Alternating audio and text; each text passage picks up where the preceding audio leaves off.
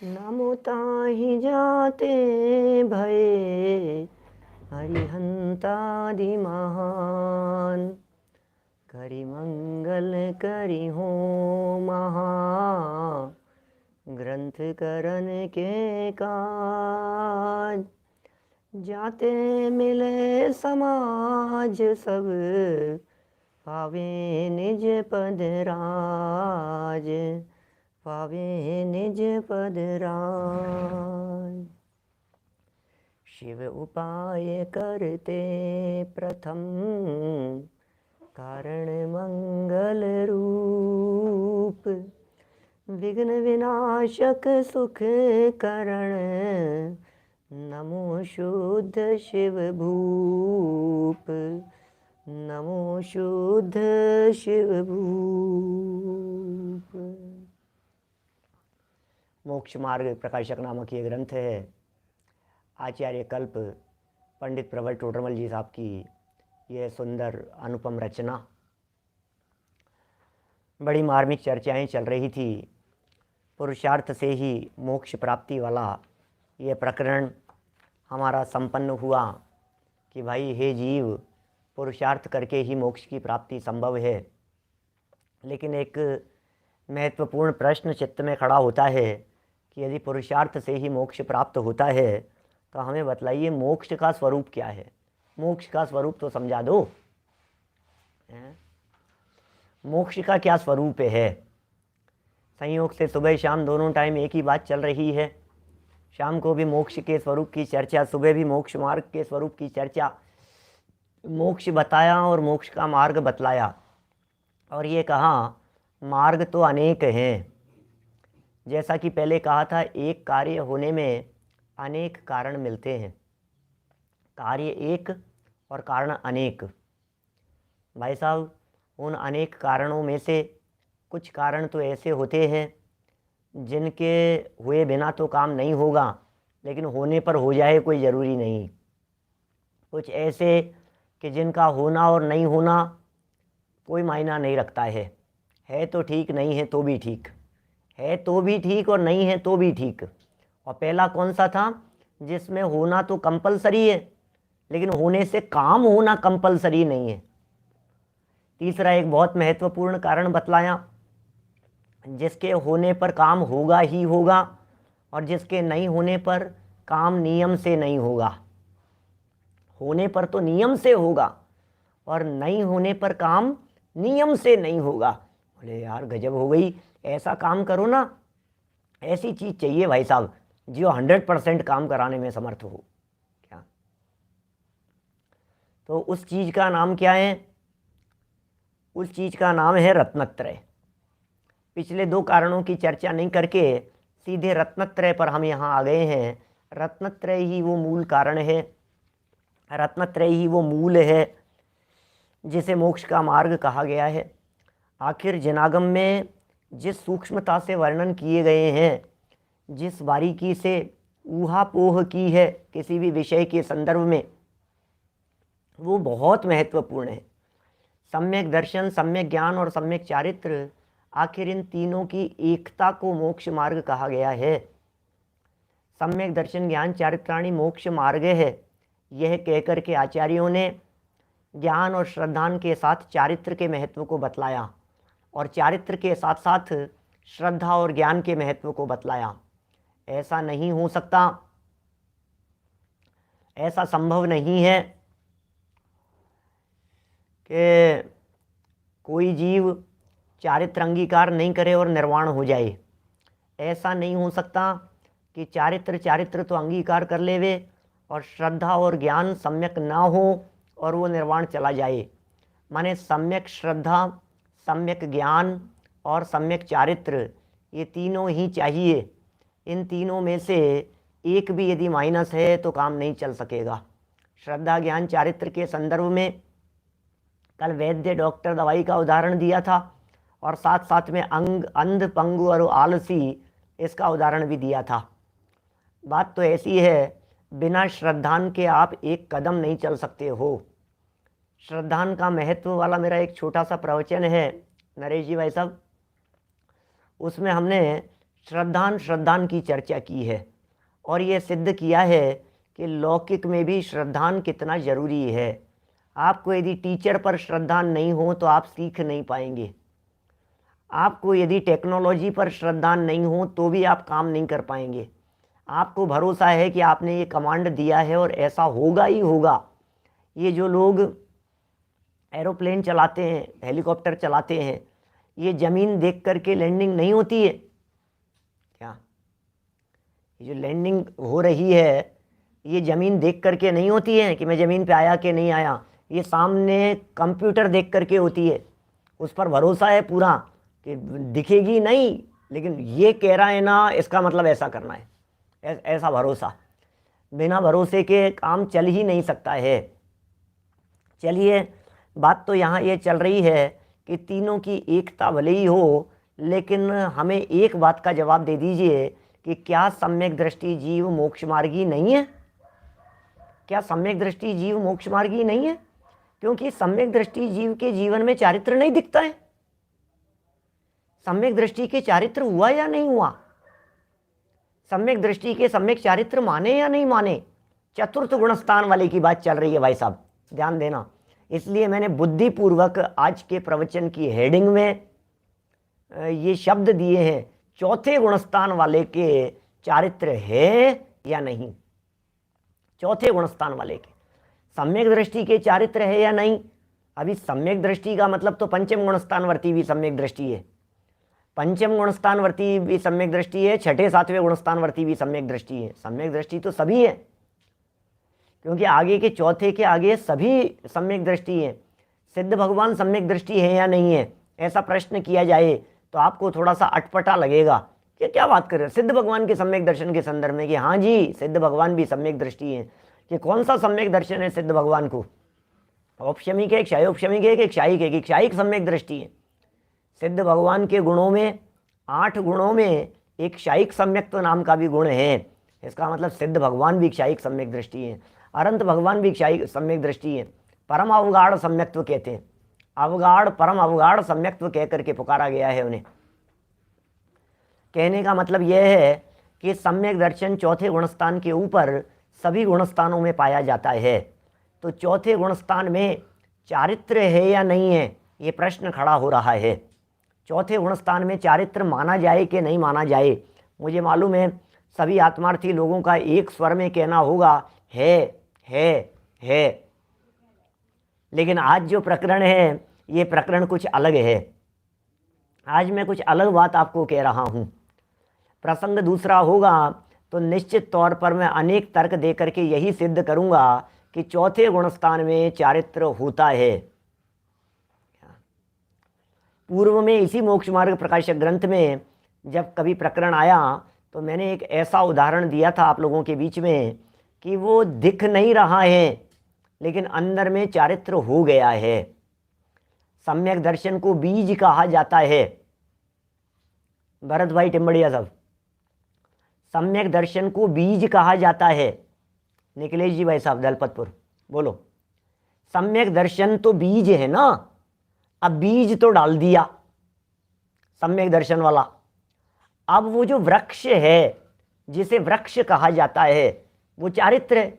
चारित्रम खलु धम्मो, चारित्र वास्तव में धर्म है, चारित्र साक्षात धर्म है, बराबर। तो साक्षात धर्म माने धर्म का वृक्ष है। सम्यक दर्शन बीज है और चारित्र वृक्ष है। लेकिन पॉइंट हमारा यह है कि वो चारित्र उस बीज में से निकले हुए वृक्ष का नाम है ना, बीज का नाम सम्यक दर्शन। और बीज जब फूट गया, अंकुरित हो गया और बढ़ने लगा तो बोलो चारित्र हुआ कि नहीं हुआ? कि हो गया। लेकिन हो सकता है ये बीज आपने 5-6 इंच नीचे डाला है जमीन में। क्या कहा? 6 इंच नीचे यदि जमीन में बीज डाला है और वो बीज 6 इंच नीचे से अंकुरित होकर फटकर बढ़ने लगा धीरे धीरे, अभी जमीन के लेवल तक नहीं आया। तो जमीन के लेवल तक नहीं आया तो दिखाई नहीं दे रहा है। दिखाई नहीं दे रहा है लेकिन है या नहीं अंदर में, क्या इस जगह पर बीज था और यहाँ से यहाँ तक बढ़ा या नहीं, बढ़ भी रहा है, चारित्र भी है, लेकिन वो चारित्र दिखाई देने वाला चारित्र नहीं है। क्या जब वो जमीन के लेवल से बाहर निकलेगा तो कहेंगे अब थोड़ा थोड़ा दिख रहा है, अब लगा कि वृक्ष उग गया, अब लगा कि वृक्ष निकल गया। समझ रहे हैं आप? इसका मतलब यह है कि चतुर्थ गुणस्थान वाले का चारित्र अप्रकट है, क्या, और पंचम गुणस्थान वाले का आंशिक चारित्र है। छठे सातवें गुणस्थानवर्ती सकल चारित्रवंत दिखाई देते हैं। यहाँ यह कहना है कि जिस चौथे गुणस्थानवर्ती के चारित्र नहीं दिखाई दे रहा है, सम्यक दर्शन और सम्यक ज्ञान जिसके जीवन में दिखाई दे रहा है, प्रश्न यह है कि वो चतुर्थ गुणस्थान वाला जीव वो मोक्ष मार्गी है या नहीं है। क्योंकि आपने कहा सम्यक दर्शन ज्ञान चारित्राणी मोक्ष मार्ग है, क्या सम्यक दर्शन ज्ञान चारित्राणी मोक्ष मार्ग है, बोले तीनों की एकता का नाम मोक्ष मार्ग है और यहाँ चारित्र दिखाई नहीं दे रहा है, तो इसे मोक्ष मार्गी कहें कि नहीं कहें, ये प्रश्न उठाया है पंडित जी साहब ने। देखिए आप पेज नंबर 314 है, मोक्ष मार्ग प्रकाशक 9वां अध्याय। बड़ा मार्मिक प्रश्न है। यहाँ प्रश्न है, मिल गया आपको, ऊपर से 8-9 लाइनें नीचे होगा, 7-8 लाइन नीचे। यहाँ प्रश्न है कि असंयत सम्यक दृष्टि के तो चारित्र नहीं है। प्रश्न क्या है मारवाड़कर साहब? असंयत सम्यक दृष्टि के तो चारित्र नहीं है, उसको मोक्ष मार्ग हुआ है या नहीं हुआ है? क्या कहना है आपको? उसे मोक्ष मार्ग हुआ कि नहीं हुआ, क्या कहें? टोडरमल जी की सूक्ष्म दृष्टि समाधान।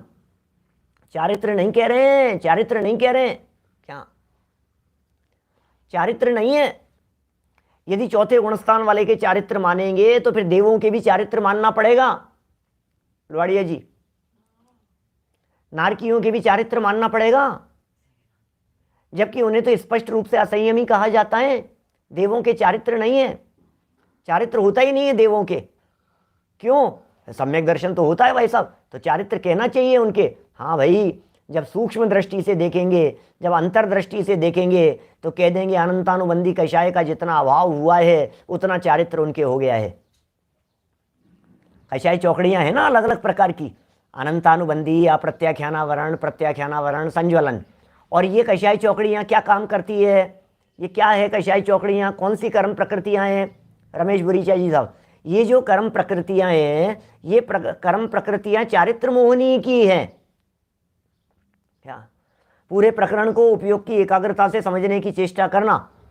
ये जो अनंतानुबंधी या प्रत्याख्यान, प्रत्याख्यान, संज्वलन है, ये सब चारित्र मोह कर्म की प्रकृतियां हैं। और चूंकि ये चारित्र मोहनी कर्म की प्रकृतियां हैं, इसका मतलब ये चारित्र का घात करती है।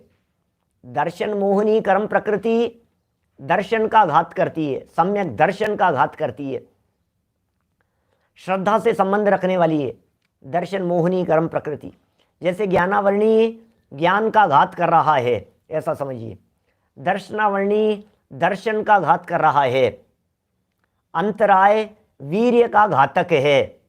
ऐसे ही चारित्र मोहनीय चारित्र का घातक है, बराबर। तो चारित्र मोहनीय नाम का कर्म यदि चारित्र का घातक है, क्या अजित जी भाई साहब अलवर से बोलो, चारित्र मोहनी कर्म यदि चारित्र का घातक है तो हमें ये कहना है अनंतानुबंधी भी चारित्र की घातक है ना, कि हाँ अब अनंतानुबंधी चले गई तो चारित्र को घात करने वाला चला गया।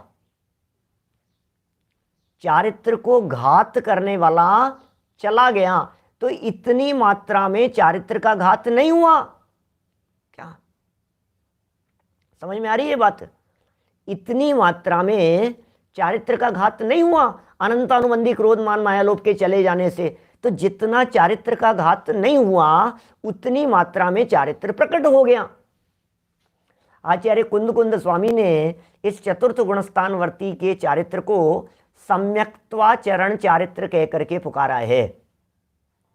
क्या ये कौन सा चारित्र है? इसका नाम है सम्यक्त्वाचरण चारित्र। सम्यक दृष्टि जीव के चारित्र, हाँ जी हाँ चारित्र है सम्यक दृष्टि जीव के। कुंद कुंद महाराज कह रहे हैं क्या,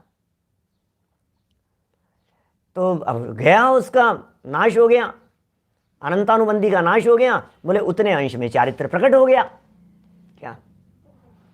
देखिए क्या कह रहे हैं, तो फिर चारित्र है या नहीं है, क्या माने कि नहीं है, बोल लो क्या बात कर रहे हो साहब आप, अभी तो ये सिद्ध कर रहे थे कि सम्यक्त्वाचरण चारित्र है, स्वरूपाचरण नहीं कहना, स्वरूपाचरण चारित्र भी कह सकते हैं, लेकिन स्वरूपाचरण चारित्र जो है ऊपर के गुणस्थानों में विशेष रूप से कहा गया है क्या। तो है हाँ, देखो क्या कह रहे हैं समाधान, मोक्ष मार्ग उसके होगा, टोडरमल जी क्या कह रहे हैं, मोक्ष मार्ग उसके होगा। हमारे सब शास्त्रीय विद्वान सुन रहे हैं, तो अपने को ऐसा लगेगा कि अपन क्या प्रूफ करते हैं, आज तक सब जगह सिद्ध करते हैं, बात गलत नहीं है, जो सिद्ध करते हैं सही है।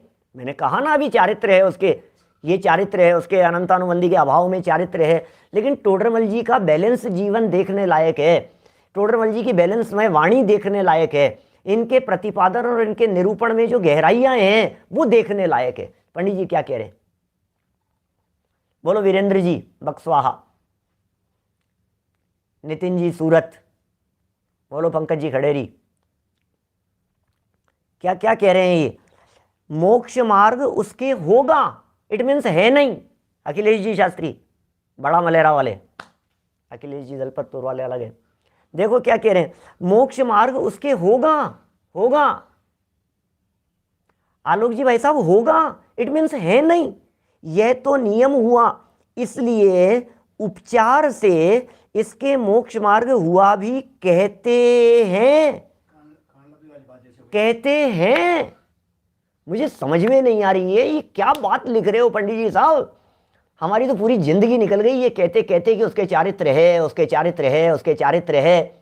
विनीत जी भाई साहब आगरा से, बोलो उसके चारित्र है, हम तो यही यही सिद्ध करते रहे हैं आज तक तो, और हम तो लड़ने मरने को तैयार हैं इस बात के लिए। कोई व्यक्ति चौथे गुणस्थान में चारित्र नहीं कहे तो ऐसे नहीं है, चारित्र सिद्ध होता है, चारित्र है, चारित्र है। और ये हमारे ही गुरु टोडरमल जी साहब ये हमें क्या समझा रहे हैं, होगा भैया है नहीं, क्या बात कर रहे हो क्या करें, होगा होगा है नहीं अभी तो, नहीं टोडरमल जी साहब है नहीं नहीं, उपचार से मोक्ष मार्ग हुआ कहते हैं, लो मोक्ष मार्ग ही नहीं है, गजब हो गया, मोक्ष मार्ग ही नहीं है चौथे गुणस्थानवर्ती के। ये भाई साहब टोडरमल जी साहब आप तो गलत कर रहे हो यार, आप ये तो बात जच नहीं रही है हमारे को पंडित जी आपकी।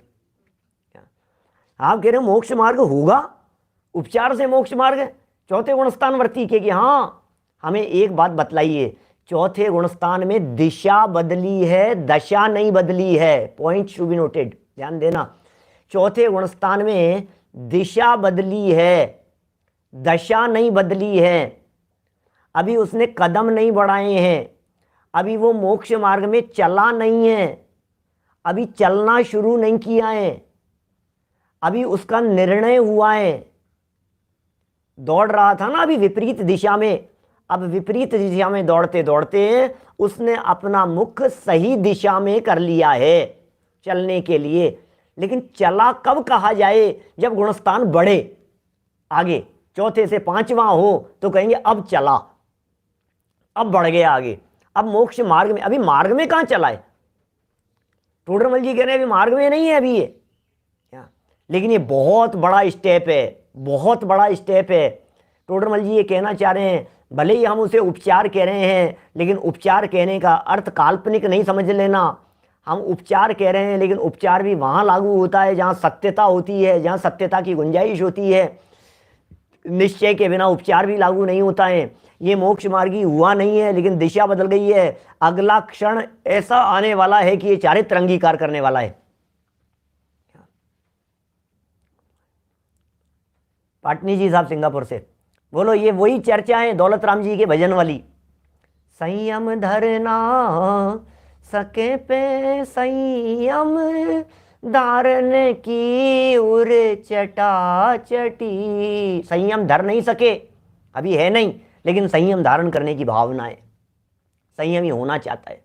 अरे भैया ये कह रहे हैं एक बार जैसे सम्यक दर्शन हो गया है, आप सम्यक चारित्र है उसके, क्या कभी कभी ऐसा नहीं कहते, well began and half done. निर्णय कर लिया है, काम हो गया।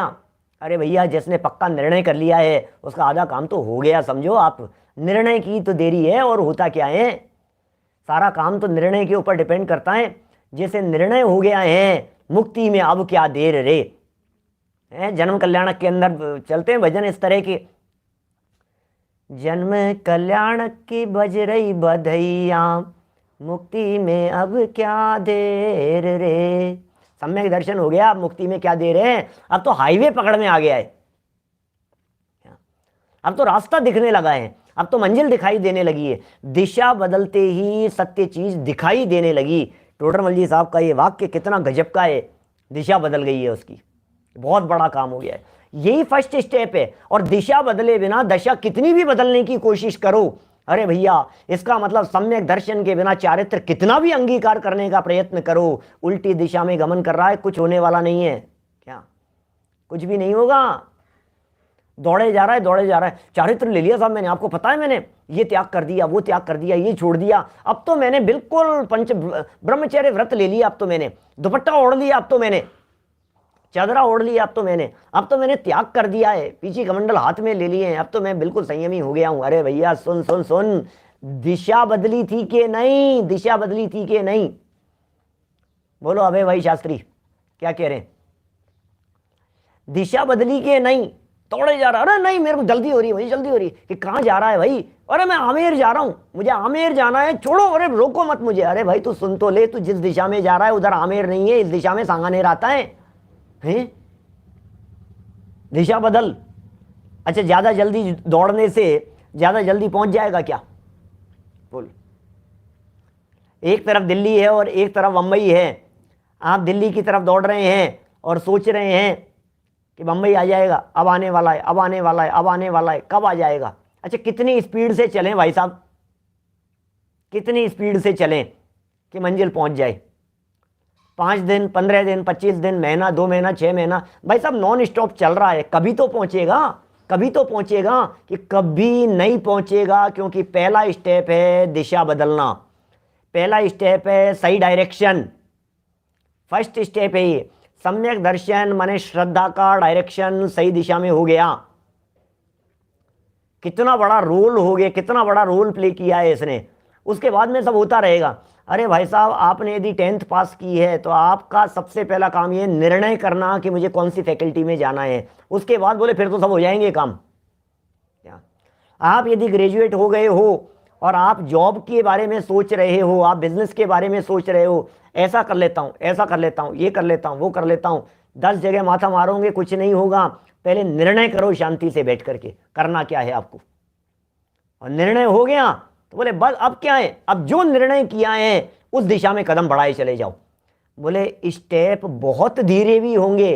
अरे इतना धीरे स्टेप हो कि 33 सागर और 83 लाख पूर्व तक एक कदम भी आगे नहीं बढ़े तो भी बोले मुक्ति में कोई दिक्कत नहीं है, अल्पकाल में मुक्ति हो जाएगी, होने वाली है। मोक्ष का टिकट जेब में रखा हुआ है। क्या कह दिया मैंने? ऋषभ देव भगवान को याद कर लिया, 33 सागर सर्वार्थ सिद्धि में चौथे गुणस्थान में बिताए, और मनुष्य जीवन में जन्म लेने के बाद 83 लाख पूर्व बिता दिए। और गुणस्थान कौन सा चल रहा है? बोले चौथा। 33 सागर के पहले की स्थिति इसलिए नहीं ले रहा हूं मैं क्योंकि उसके पहले भावलिंगी संत थे, जब मनुष्य पर्याय में थे, सर्वार्थ सिद्धि जाने के पहले। लेकिन सर्वार्थ सिद्धि में गए क्या तो वहां क्या स्थिति थी? बोले 33 सागर तक सम्यक दर्शन, चौथा गुणस्थान। नीचे आ गए गर्भ में सम्यक दर्शन, जन्म हो गया, सम्यक दृष्टि है। अब बाल्य अवस्था से, युवा अवस्था से राजा हो गए, शादियां हो गई, बाल बच्चे हो गए, राजपाट चल रहा है। 83 लाख पूर्व तक। बोले कितने बड़े आगे, ये तो बताओ कितने बड़े? बोले नहीं बड़े होंगे, कोई बात नहीं, लेकिन दिशा सही है ना, बात बराबर है, कोई बात नहीं, दिशा सही है, काम होने वाला है। बोले संयम, बोले हो जाएगा, चिंता मत कर, दिशा सही है ना। जब कदम बढ़ाएगा, जिस क्षण कदम बढ़ाएगा उस क्षण बस मुक्ति नजदीक आती चली जाएगी। ये टोडरमल जी साहब क्या कह रहे हैं, बहुत मायना रखती है ये बातें। मोक्ष मार्ग उसके होगा ये टोडरमल जी साहब लिख रहे हैं, होगा। यह तो नियम हुआ, ये तो नियम हुआ कि उसके मोक्ष मार्ग होगा, इसलिए उपचार से इसके मोक्ष मार्ग हुआ भी कहते हैं। उपचार से, परमार्थ से सम्यक चारित्र होने पर ही मोक्ष मार्ग होता है। लो, सम्यक चारित्र होने पर ही मोक्ष मार्ग होता है। परमार्थ माने निश्चय और उपचार माने व्यवहार। इसका मतलब चौथे गुणस्थान वर्ती के टोडरमल जी साहब उपचार से मोक्ष मार्ग कह रहे हैं और निश्चय से मोक्ष मार्ग तो बोले सम्यक चारित्र होने पर ही होगा। ये लिख रहे हैं पंडित जी साहब यहां। जब इसको पहली बार पढ़ा था ना, क्या 1994-95 की बात कह रहा हूं, 94 में शुरू किया था मोक्ष मार्ग प्रकाशक। जब पहली बार इस प्रकरण को पढ़ा था तो ऐसा लगा था कि यार ये क्या कह रहे हैं यार, ये क्या चक्कर है। तब से लेकर के आज तक टोडरमल जी की ये पंक्तियां दिमाग में कई बार गूंजती है जब जब प्रसंग आता है कि यार ये पंडित जी साहब ने 314 नंबर पेज पर ये लिखा है, यार ये क्या क्या लिखा है। इसका मतलब उसके चारित्र है नहीं, ये नहीं कह रहा हूं, क्योंकि मैं उदाहरण से आपको सिद्ध कर चुका हूं उसका चारित्र दिखाई देने वाला नहीं है। उसका चारित्र दिखाई देने वाला चारित्र नहीं है, लेकिन चारित्र हो गया है अंदर में बदल गया है, अंदर में भावनाएं बन गई है, अंदर में डेवलपमेंट हो रहा है, अंदर में बढ़ रही है चीज। एकाएक नहीं होता है कुछ भी। ये जो चारित्र लिया गया है बाहर में, ये एकदम नहीं होता है, इसके पीछे बहुत लंबी भूमिका चलती है भाई साहब। आप क्या सोच रहे हैं एकदम हो जाता है कोई भी काम। आत्महत्या के संदर्भ में कल हमने वीडियो डाला, शॉर्ट वीडियो प्लेलिस्ट पर शॉर्ट वीडियोस में है। कोई भी व्यक्ति आत्महत्या कर रहा है, अचानक हो जाता है क्या? मैं आपसे पूछ रहा हूं। हाँ साहब अचानक हो गया। अरे अचानक नहीं हुआ है, महीनों से सोच रहा होगा, डिप्रेशन में चल रहा होगा, कितने समय से चल रहा था, उसके अंदर ही अंदर कोई बात घुट रही थी क्या, अंदर ही अंदर कुछ ना कुछ चल रहा था, तब जाकर के ये काम हुआ है। अचानक नहीं होता है। अब ये चारित्र ले लिया साहब, चारित्र ले लिया तो अचानक एकदम पांचवा गुण झटके। अरे अंदर में चल रही है बात, मुझे चारित्र अंगीकार करना है, चारित्र अंगीकार करने की भावनाएं हैं, दो गजाई चौकड़ी का अभाव होगा, प्रचुर स्वय संवेदन होगा, मैं कहाँ राग रंग में फंसा हुआ हूँ, ये धारा अंदर में चलती रहती है, चलती रहती है, चलती रहती है। ये अंदर में चलने वाली धारा का नाम है जमीन में से बीज अंकुरित होकर के जमीन के लेवल के ऊपर तक निरंतर वृद्धिंगत होता चला जा रहा है।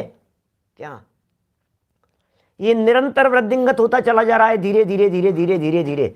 बाहर में लग रहा है कुछ भी नहीं हुआ, कुछ भी नहीं हुआ, 3 दिन हो गए बीज डाले हुए, कुछ भी नहीं हुआ, 5 दिन हो गए यार बीज डाले हुए, अभी तक तो कुछ हुआ नहीं, अभी तक तो कुछ हुआ नहीं। एक बात और देख लेना, उसे कुरेद करके मत देखना, क्या नहीं तो कुछ होने वाला नहीं है। विश्वास रखना, श्रद्धा रखना इस बात की कि बीज डला है, खाद पानी डल रहा है, निश्चित तौर पर वो अंकुरित हुआ होगा, बढ़ रहा होगा और दिखने लगेगा। बोलो,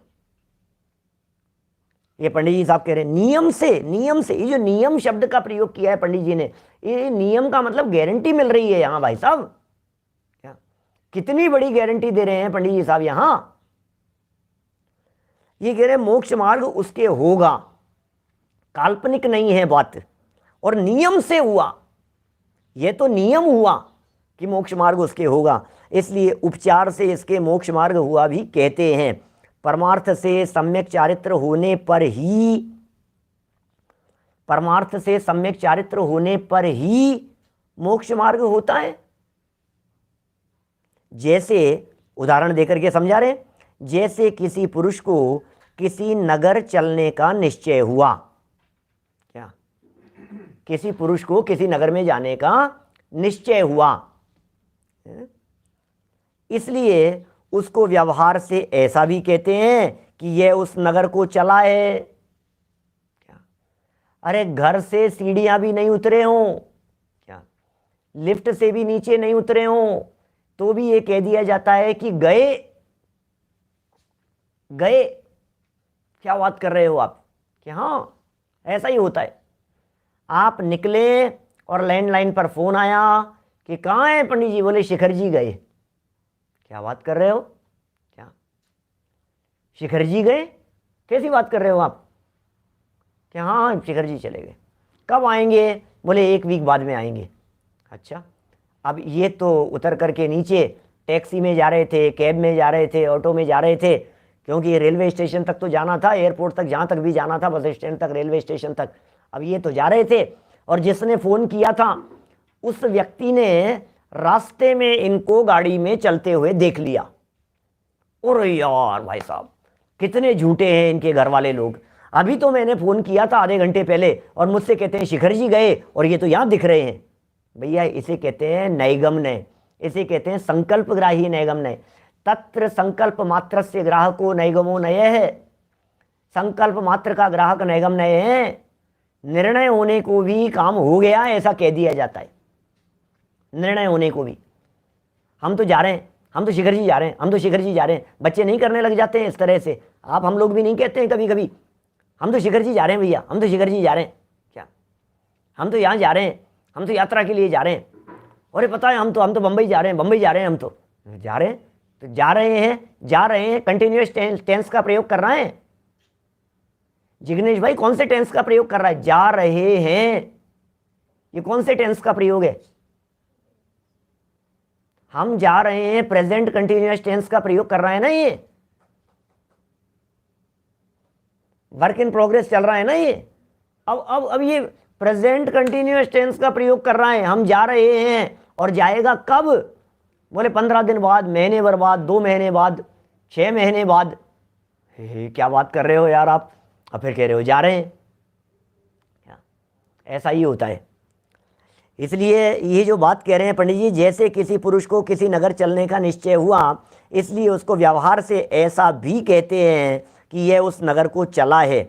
परमार्थ से मार्ग में गमन करने पर ही चलना होगा। क्या कह रहे हैं? परमार्थ से क्या कह रहे हैं? मार्ग में गमन करने पर, गमन करने पर। चौथे में दिशा बदली, 5वें में कदम बढ़े, 6ठे 7वें में और कदम बढ़े। श्रेणी चढ़ने वाले ने स्पीड पकड़ ली। क्या ठीक है ना? चौथे गुणस्थान में टिकट था, या चौथे गुणस्थान में एरोप्लेन की दिशा बदली थी, 5वें गुणस्थान में थोड़ा हिलने लगा। आधे घंटे से बैठे थे जिग्नेश भाई, चल नहीं रहा है, राइट टाइम उड़ेगा भी कि नहीं उड़ेगा। अब धीरे धीरे उसने पकड़ ली, चलने लगा, बोले 5वें गुणस्थान आ गया। थोड़ा थोड़ा दौड़ने लगा, बोले 6ठा 7वां गुणस्थान आ गया। और स्पीड पकड़ करके उसने टेक ऑफ किया।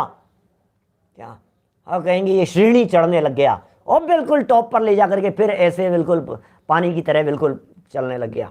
अब ये क्या चीज़ है? बोले पहुंच गया, अब तो क्या है, ऊपर पहुंच गया तू। ये स्थिति है।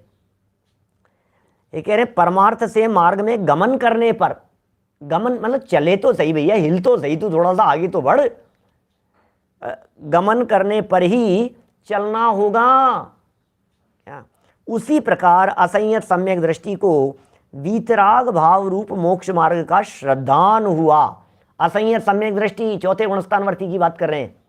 क्या असंयत सम्यक दृष्टि है? असंयत सम्यक दृष्टि, असंयत शब्द जोड़ना जरूरी है। असंयत सम्यक दृष्टि को वीतराग भाव रूप, ये मोक्ष मार्ग है। वीतराग भाव ही मोक्ष मार्ग है। वीतराग भाव ही मोक्ष मार्ग है। निश्चय से तो वीतराग भाव ही मोक्ष मार्ग है। व्यवहार से, परद्रव्य का निमित्त मिटने आदि की अपेक्षा से व्रतशील संयम आदि को भी मोक्ष मार्ग कहा जाता है। ये प्रकरण उभयाभासी मिथ्या दृष्टि वाले प्रकरण में पंडित जी ने पीछे दिया था। क्या? तो असंयत सम्यक दृष्टि को वीतराग भाव रूप मोक्ष मार्ग का श्रद्धान हुआ, इसलिए उसको उपचार से मोक्ष मार्गी कहते हैं। क्या? उपचार से मोक्ष मार्गी कहते हैं। परमार्थ से वीतराग भाव रूप परिणमित होने पर, वाह, परमार्थ से, निश्चय से वीतराग भाव रूप परिणमित होने पर ही मोक्ष मार्ग होगा। लो, माने चौथे गुणस्थानवर्ती को मोक्ष मार्गी नहीं कह रहे हैं टोडरमल जी। यहां चौथे गुणस्थानवर्ती को उपचार से मोक्ष मार्गी कह रहे हैं। लेकिन ये उपचार झूठा नहीं है। जिस व्यक्ति का परदेश जाने के लिए वीज़ा बन गया हो, न केवल वीज़ा बना हो, टिकट भी बन गए हो, क्या वीज़ा भी बन गया, टिकट भी बन गए, सब बातें हो गई। अब बतलाइए, अब ये कहना है कि वो जा रहा है या नहीं जा रहा है। जा रहा है यही कहेंगे उसे, चला नहीं है, गया नहीं है, फ्लाइट में बैठा नहीं है, फिर भी जा रहा है, ये कह दिया जाता है, उपचार से कह दिया जाता है, लेकिन ये उपचार हवा में नहीं है। लेकिन फिर भी ध्यान रखना, अभी वो मोक्ष मार्गी नहीं हुए और गुणस्थान नीचे गिर जाए, ये पॉसिबल है क्या? ये संभव है बिल्कुल। पिछले साल मेरा ऑस्ट्रेलिया जाना था, उसके पिछले साल भी जाकर के आया था सिडनी में। तो ऑस्ट्रेलिया जाना था कब? 31 मार्च को निकलना था। 31 मार्च को निकलना था, वीज़ा हो गया था, टिकट हो गए थे, सब कुछ हो गए थे। सिंगापुर से लौट करके आया था एक आध फरवरी को, 1-2 फरवरी को, और सारी तैयारी थी बिल्कुल जाने की। और 31 मार्च को जाना है, सब कुछ नक्की है। और 20-21 मार्च 2020 लॉकडाउन हो गया, 23 मार्च शायद मेरे ख्याल से। तो सब रह गए, जैसा था वैसा का वैसा ही, बैक फुट पर आ गए वापस। अब क्या करना है आपको? चौथे गुणस्थान वाला है ये, चौथे गुणस्थान वाला टिकट मिल गया है इसको, वीज़ा मिल गया है, सब कुछ हो गया है। जब पूछ रहे हैं तो कह रहा है मैं तो मोक्ष जाने वाला हूँ, मैं तो मोक्ष जाने वाला हूँ, चौथे गुणस्थान वाला। लेकिन जिनागम ये कह रहे हैं तू आगे बढ़ेगा तो मोक्ष तक पहुंच जाएगा, और यदि तू आगे नहीं बढ़ पाएगा, इन केस तू आगे नहीं बढ़ पाएगा और बैक फुट पर चला गया, तो हो सकता है तेरे से टिकट छीन लिया जाएगा। क्या ऐसा भी हो जाता है? इसलिए चौथे गुणस्थान वाला नीचे भी गिर जाता है, तो ऐसी भी स्थिति बन जाती है। अब क्या करोगे? वापस आ गए नीचे। हाँ, त्रिप्रष्ट नारायण जैसे नारायण होकर के भी, छठे 7वें गुणस्थान तक पहुंच करके भी। अरे 11वें गुणस्थान के संदर्भ में टोडरमल जी साहब ने लिखा ना 265 नंबर पेज पर, यहीं पीछे 314 पर हैं अपन, 265 नंबर पेज पर टोडरमल जी साहब ने, राइट साइड वाला पेज है, नीचे वाला पैराग्राफ है, नीचे लिखा देखो परिणामों की विचित्रता। कोई जीव क्या 11वें गुणस्थान तक जाकर फिर पुनः अर्धपुद्गल परावर्तन तक संसार में परिभ्रमण करे। गजब हो गया भैया। चौथा नहीं, 5वां नहीं, छठा 7वां नहीं, श्रेणी चढ़ रहा है, उपशम श्रेणी चढ़ रहा है, और 11वें गुणस्थान तक पहुंच गया है, और नीचे बैकफुट पर उतर करके आया और वापस आकर के नीचे गिरा। ऐसा गिरा कि वो सब गड़बड़ हो गई काम। कि साहब अभी तो आप ये कह रहे थे कि फ्लाइट में बैठ गए, उड़ गई, और वो श्रेणी चढ़ रहे हैं हाईवे पर, मतलब इतनी स्पीड से। फिर वापस लौट करके मैं आपको एक सच्ची घटना बतलाता हूँ, बड़ी खतरनाक है, सुनना जरा। बात ऐसी है, हम लोग न्यू जर्सी में हमारा शिविर था एक, और अलग अलग शहरों में हम लोग प्रभावना का कार्य चल रहा था। दादा, छोटे दादा डॉक्टर हुकमचंद जी बारेल साहब, उनको शिकागो से आना था न्यू जर्सी शिविर के लिए। सुबह 9 बजे के आसपास का फ्लाइट का टाइम था, 10 बजे का फ्लाइट का टाइम होगा सुबह। 7 बजे घर से निकले शिकागो में, कहाँ, न्यू जर्सी आने के लिए। अब 7 बजे निकले, निकलने के बाद में वहाँ पहुँचे, 8 बजे पहुँच गए, 10 बजे की फ़्लाइट है, लगेज दे दिया उन्होंने, सब हो गया। अब मालूम चला कि फ़्लाइट लेट है, फ़्लाइट लेट है, फ़्लाइट लेट है, तो 10 की जगह 12 बजे की बात हो गई, 12 बजे जाएगी फ़्लाइट। फिर बाद में क्या हुआ कि फिर चेंज हुआ कि नहीं नहीं भैया, वो फ़्लाइट जो थी वो कुछ और आई नहीं, वो आने वाली, और वो लेट हो गया, तो 2 बजे जाएगी। फाइनली वे 2 बजे जाकर के फ़्लाइट में बैठ गए। 2 बजे जिस फ्लाइट में जाकर के बैठे, अब फ्लाइट में बैठ गए हैं, बैठे हैं, आधा घंटा हो गया, 1 घंटा हो गया, 2 घंटा हो गया। अब फ्लाइट में बैठे बैठे फिर मालूम चला कि जिस फ्लाइट के अंदर बैठे हुए हैं सारे पैसेंजर्स को वापस उतारा गया, क्योंकि वो फ्लाइट खराब थी। क्या वो चल ही नहीं पा रही थी। वापस उतर करके आए दोपहर में 2-2:30 बजे के आसपास। फिर क्या हुआ, घूमते फिरते हुए, मतलब दूसरे वहाँ से जाएगा, दूसरे टर्मिनल से जाएगा, दूसरा स्टैंड बाई टिकट दे दिया उनको, फिर चलता रहा इस तरह का। फिर शाम को फाइनली घूमते फिरते हुए शाम को 7 बजे की उनको फिर फ्लाइट मिली नई। क्या 7 बजे की, 7-8 बजे की वापस फ्लाइट मिली, और फ्लाइट में फाइनली बैठे और बैठ करके उड़े। सुनना, ये सब देखी घटनाएं हैं और हमारे पास तो लगातार सूचना थी क्योंकि हम न्यू जर्सी में मौजूद थे। अब आने वाले हैं दादा, अब तो बैठ गए फाइनली, अब तो रवाना हो गए, वहां से सूचना आ गई है, फ्लाइट भी उड़ गई है, खबर ले ली है वहां से। अच्छा और सुनना, क्या अब वो वहां से फ्लाइट में उड़ गए, यहाँ सूचना हो गई कि फ्लाइट इतने बजे पहुंचेगी, 10 बजे आपको एयरपोर्ट लेने के लिए जाना है, सब तैयारी हो गई, सब कुछ हो गया।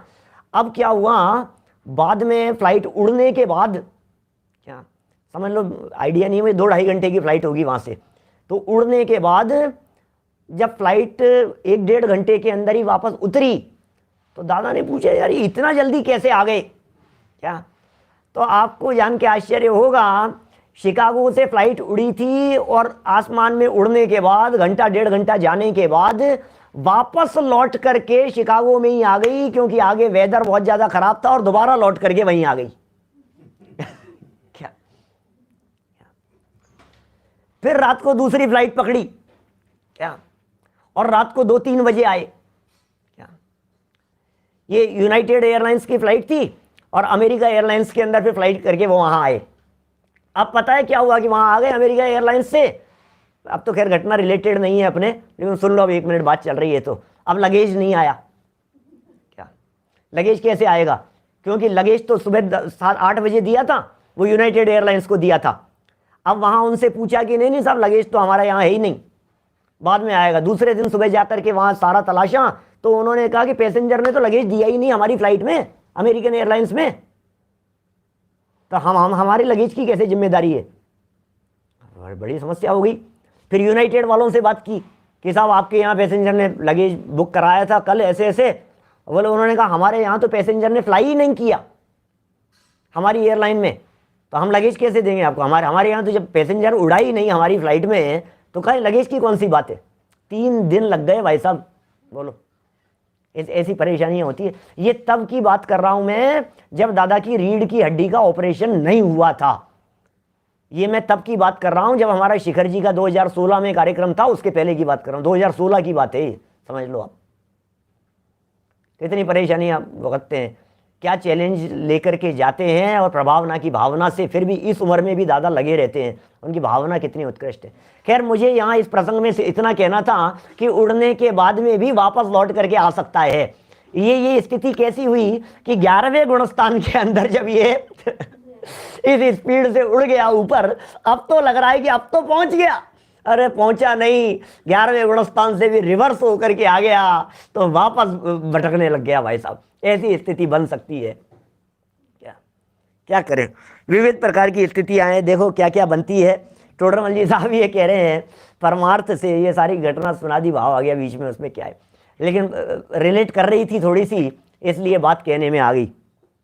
परमार्थ से वीतराग भाव रूप परिणमित होने पर ही, क्या, वीतराग भाव रूप परिणमित होने पर ही मोक्ष मार्ग होगा।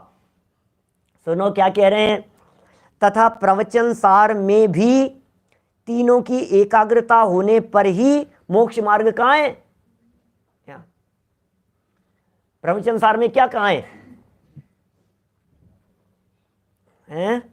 क्या कह रहे हैं, प्रवचन सार में भी तीनों की एकाग्रता होने पर ही मोक्ष मार्ग कहा है।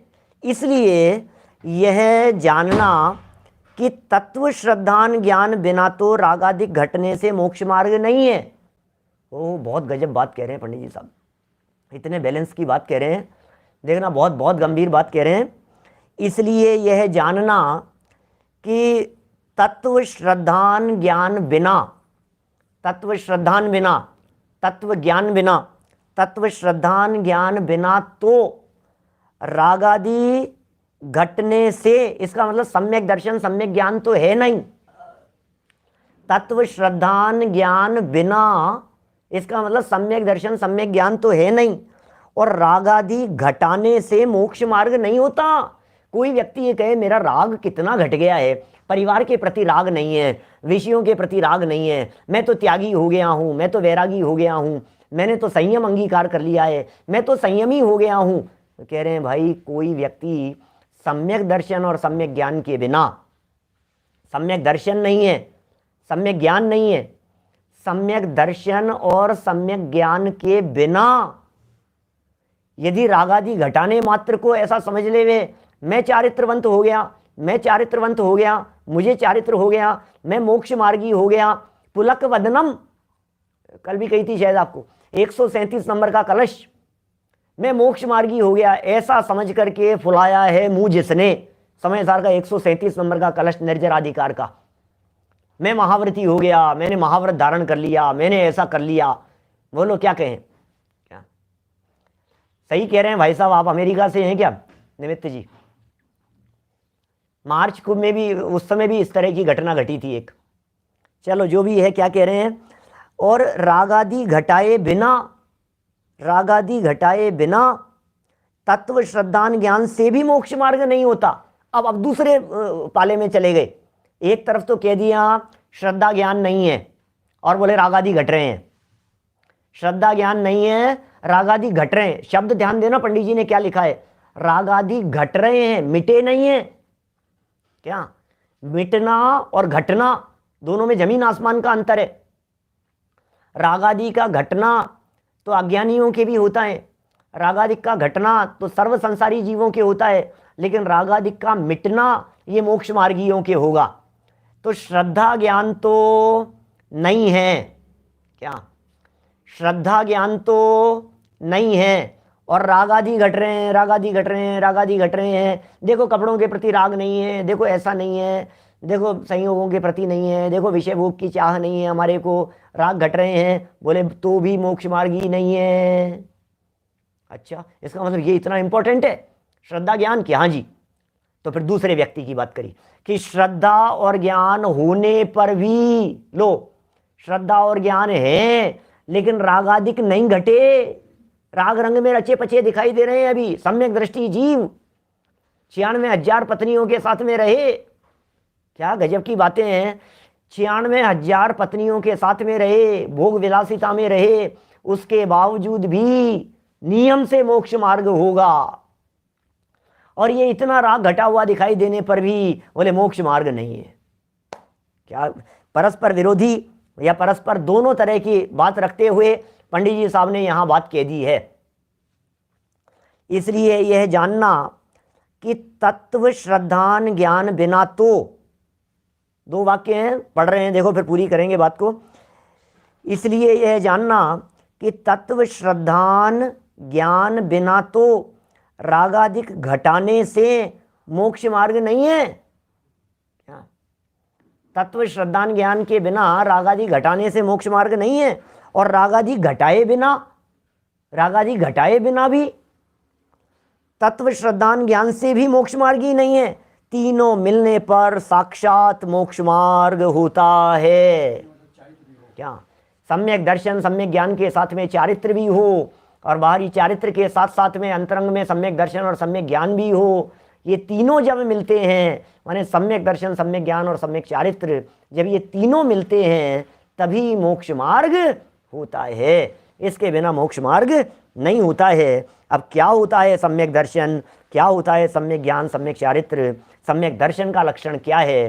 पंडित जी साहब ने इस 9वें अध्याय में यहाँ सम्यक दर्शन की चर्चा को प्रारंभ किया।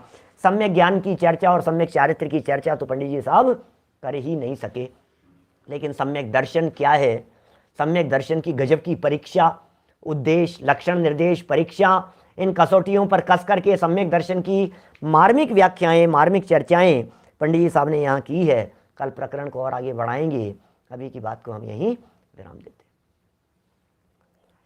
निज निधि निज में बताई, यह अनंत उपकार है, उसके लिए जिन वाणी माँ को वंदना शत बार है, वंदना शत बार है।